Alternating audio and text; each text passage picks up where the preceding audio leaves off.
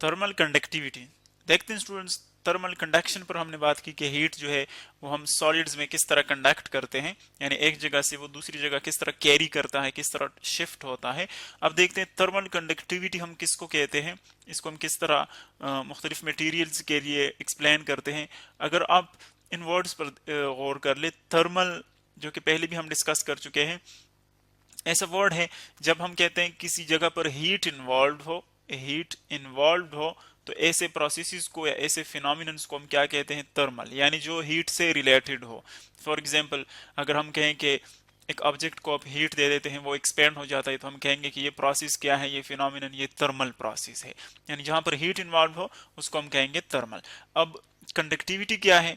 Conductivity देखिए, actually conduction जो हमने पढ़ा कि आप हीट को एक जगह से दूसरी जगह कैरी करते हैं। फॉर एग्जांपल, ये एक पॉइंट है किसी सॉलिड में, आप हीट को यहाँ से यहाँ पर शिफ्ट करते हैं, ट्रांसफर करते हैं इस पॉइंट तक, तो हम कहते हैं कि हीट क्या हुआ, कंडक्ट हो गया, ट्रांसफर हो गया। कंडक्टिविटी क्या है?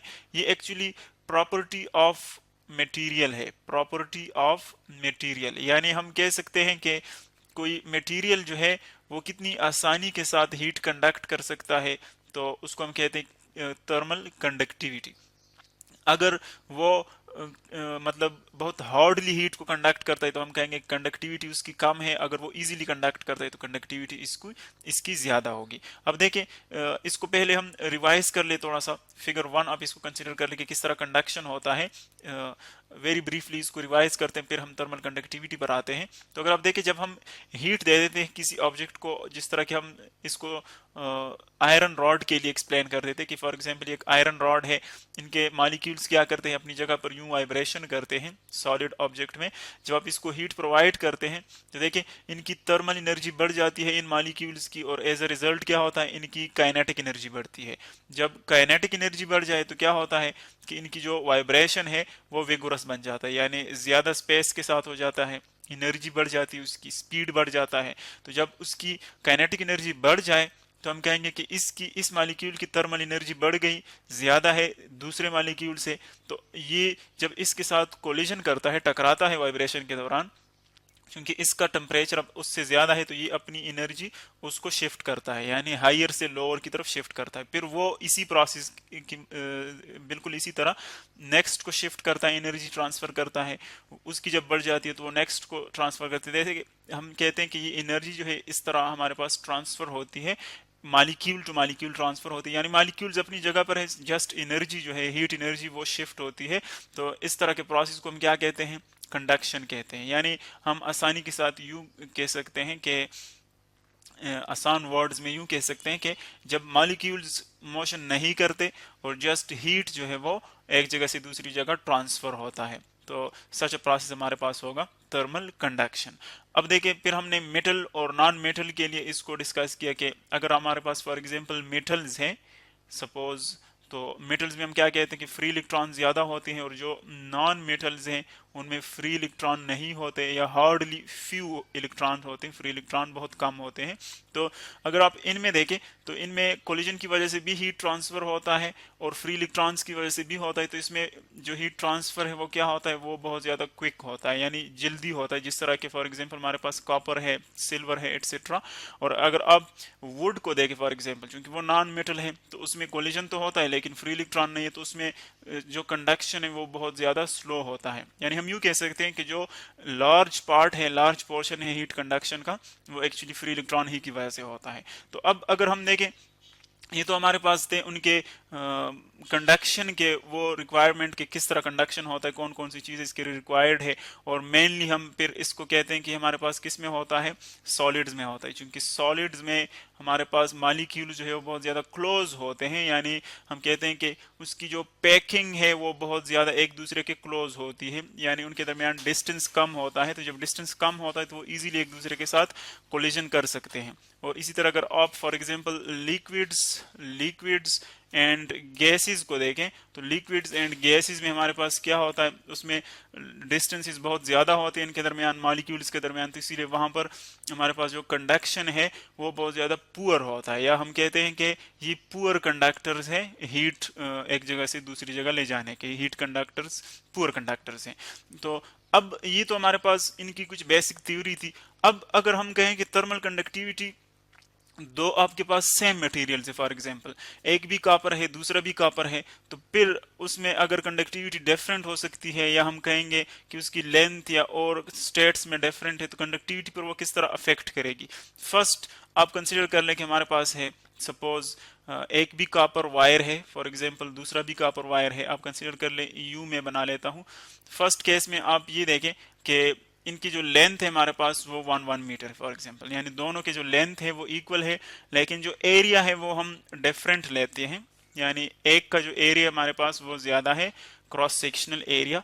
क्रॉस सेक्शनल एरिया ये होता है जिसमें से आपका जो प्लेन आपके सामने होता है, जिसमें से कोई भी ऑब्जेक्ट मूव करता है इस प्लेन में, उसको हम क्या कहते हैं, उसको हम क्रॉस सेक्शन कहते हैं। तो देखिए इसका क्रॉस सेक्शन जो है वो ज्यादा है, यानी ये ज्यादा मोटा वायर है दूसरे से, कॉपर वायर से।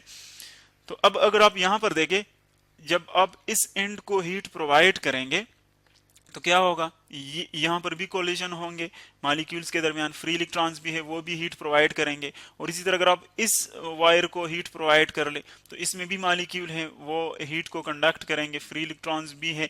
लेकिन अगर आप यहां पर देखें, फॉर एग्जांपल मैं कहता हूं यहां पर मेरे पास 3 लेयर्स हैं, 3 लेयर्स हैं, यानी ये एक लेयर, ये दूसरा, ये तीसरा, यानी वैसे तो बहुत ज्यादा होते हैं, मिलियंस होते हैं, लेकिन हम फॉर सिंप्लिसिटी यहाँ पर 3 कंसिडर करते हैं। इसी तरह अगर हम एरिया को बढ़ाएं देखें तो अब मेरे पास ज्यादा लेयर्स होंगे, क्योंकि अब ये वायर जो है ये मोटा है, इसमें क्रॉस सेक्शन में ज्यादा मॉलिक्यूल्स होंगे।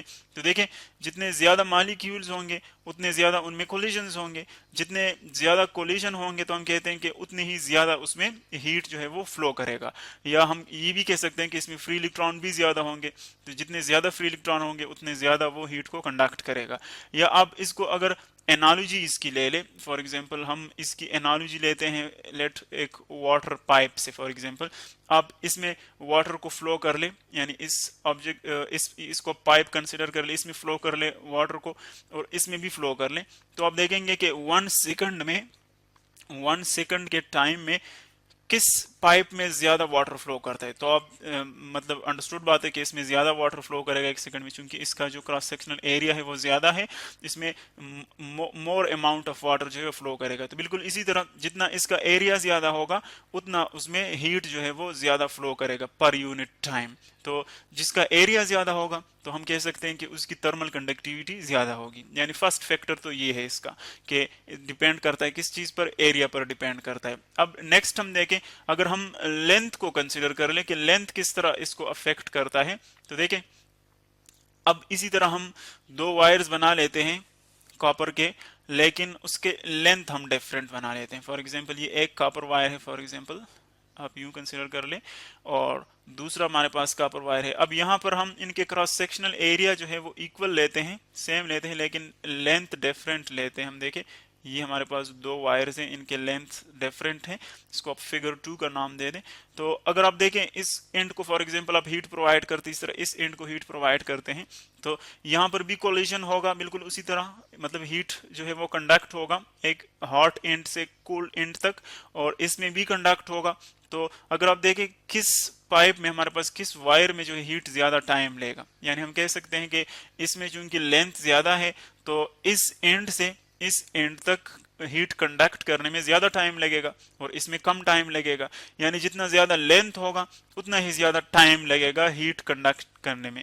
तो अगर हम इन दो एंड्स में हीट कंडक्शन देखें और इन दो एंड्स के दरमियान हीट कंडक्शन देखें, तो हमारे पास जो फर्स्ट वन है जिसका लेंथ कम है तो उसमें हीट कंडक्शन क्विकली होगा, जल्दी इस एंड तक हीट पहुंच जाएगा। जिसका लेंथ हमारे पास हायर है उसका हीट कंडक्शन स्लो होगा, यानी बहुत टाइम में यहाँ पर हीट पहुंचेगा। यानी जो लेंथ है उसका रिलेशन इसके साथ क्या है, इनवर्स है।